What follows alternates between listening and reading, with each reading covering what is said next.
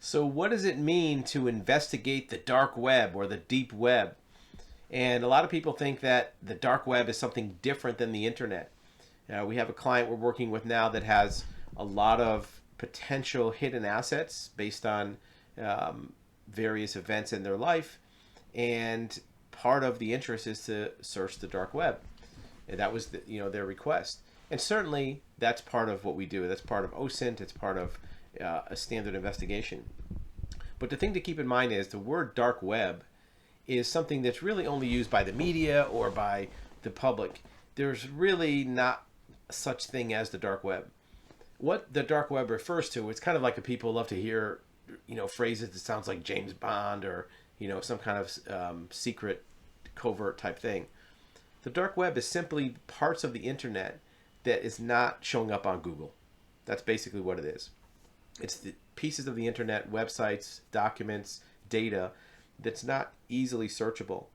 People who know how to do it can find it. That's why they call it dark, because it's not in the light, so to speak. If you run a Google search for, an address or a phone number or a name, Google's going to show you hundreds or thousands of results. There's probably another 100 or 1,000 that don't come up on a Google search, and you have to find those using other means.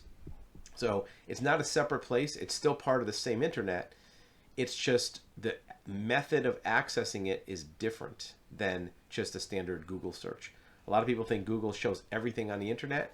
It shows maybe 40% of what's available. Some things are not indexed, some things are no follow, some things are behind blocks, and you have to know how to access those. So if you have a case where you want to get information that you think is on the dark web, don't think of it as a separate place. Just think of it as internet records or online records, which are not found just with a standard search. You have to use other more advanced techniques to get to that part of the internet. Some of them are on the same website you already look at. For example, you can go on a corporate website from any major corporation and find things in their directories and their indexes. There are parts of that corporate website that are not public, where you can't just look on their navigation tab or do a Google search. You have to know exactly how to directly access those records. Is that dark web? I guess it is under that definition, but just don't get hung up on too much on dark web at some kind of secret, spooky place. It's more of a method of accessing it that takes more work. It's not just easy consumer level research.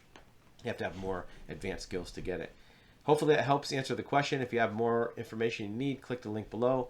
We'd be glad to arrange a conversation with you to help you more in detail.